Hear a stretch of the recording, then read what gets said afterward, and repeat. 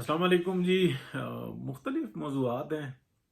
ایک تو یہ جو عمران خان کی جو بیٹی کا ٹیریان کا جو دوبارہ سے مقدمہ، مطلب ایک تو جب یہ مقدمات بنتے ہیں تو اس کے ایک پہلو یہ ہوتا ہے کہ شاید اس کے اندر جو انسان ڈسکوالیفائی کر دیا جائے۔ اب ڈسکوالیفائی جو انسان وہ کریں یا نہ کریں اس سے فرق نہیں پڑتا، بلکہ ان کاموں سے پوری دنیا کے اندر جو پرسیپشن بنتا ہے نا وہ ڈسکوالیفائی ہو جاتی ہے۔ پاکستان کا سسٹم، عدالتی نظام ڈسکوالیفائی ہو جاتا ہے کہ ان کو اب ہوش آ رہی ہے۔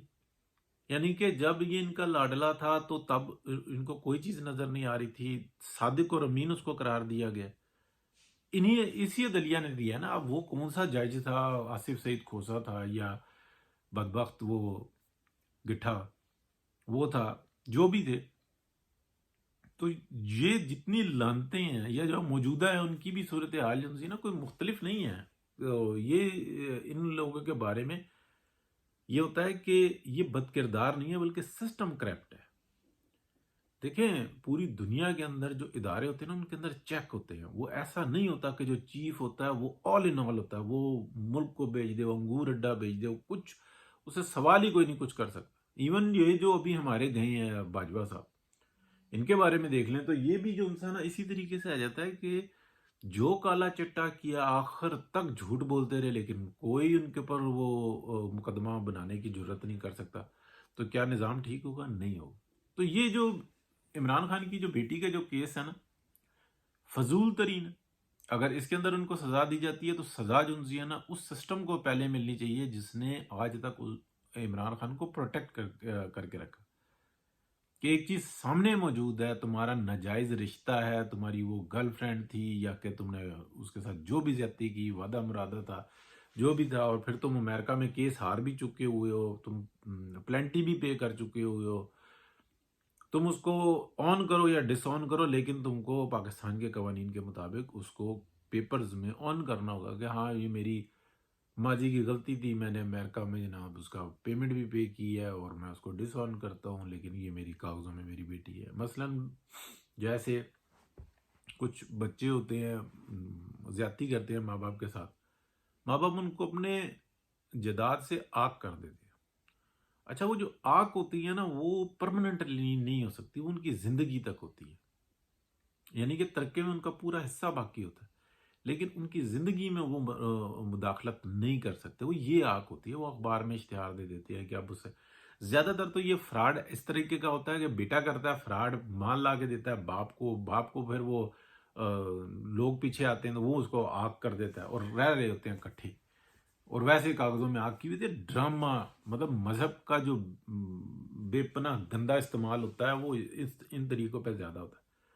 تو یہ چیز ہے، یہ ڈسکوالیفائی عمران خان نہیں بلکہ ڈسکوالیفائی جو ہے نا ہمارا ہول سسٹم ہو رہا ہے کہ یہ کیا ہو رہا ہے کہ مجرم سامنے بیٹھے ہوئے ہیں، دندنار ہیں۔ ایون پاکستان کی جو عدالتیں ہیں ابھی آپ دیکھیں تو پاکستان کی پولیس جو ہے نا وہ نمبر 1 کرپٹ آئی ہے، اور جو عدلیہ ہے وہ نمبر 3 پہ آئی ہے۔ بیچ میں بھی کوئی اور ہوگا،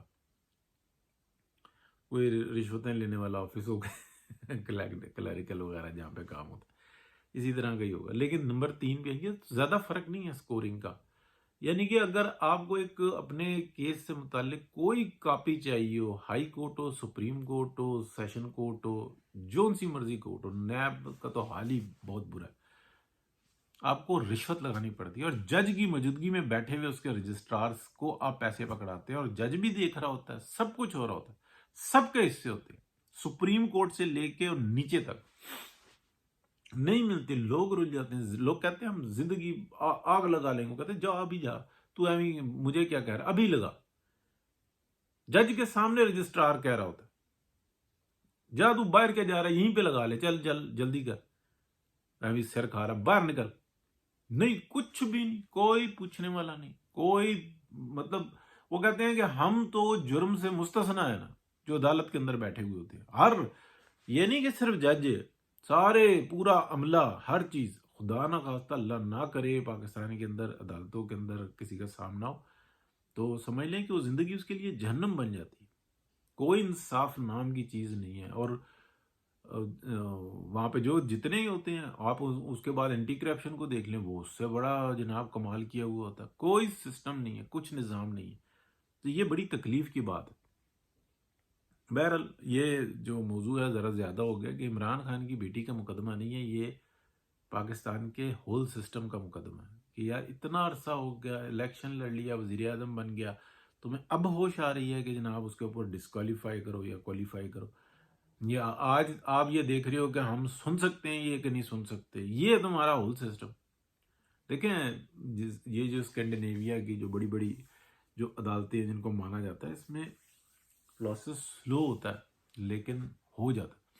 انصاف ناانصافی وہاں پر بھی تباہ کے ہوتی ہے، پورے یورپ میں ٹکا کے ناانصافی ہوتی ہے، بالکل بدتمیزیاں ہوتی ہیں۔ کوئی اس میں یہ مطلب ہمارے یہاں جب بات کرنے پہ آتے ہیں تو بے شمار بات کر رہتے ہیں، ایسی ایسی ناانصافی ہوتی ہے جس کا کوئی حساب نہیں۔ لیکن بہرحال جب ایک کوئی آپ عدالت میں چلے جاتے ہیں یا فائٹ کرتے ہیں تو کچھ نہ کچھ پاکستان سے بہتر ہوتا ہے صورتحال۔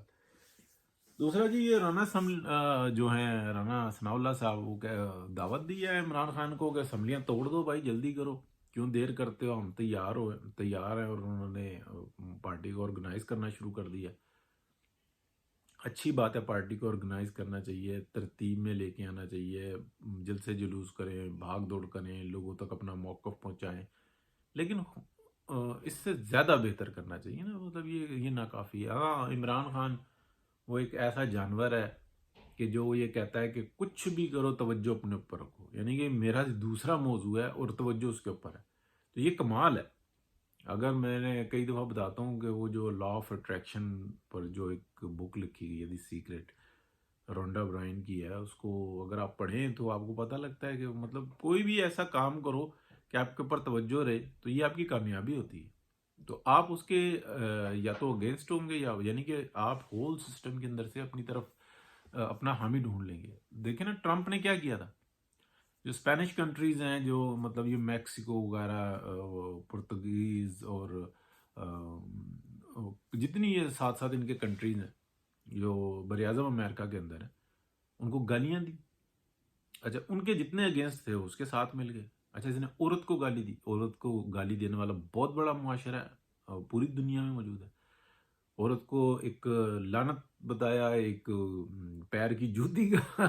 اب وہ جو ذہنیت رکھنے والے تھے وہ اس کے ساتھ مل گئے، یعنی کہ اسپینش کے مخالف وہ اس کے ساتھ مل گئے، عورت کے مخالف وہ ان کے ساتھ مل گئے، یہ نہیں کہ دو بیماریاں مل گئی۔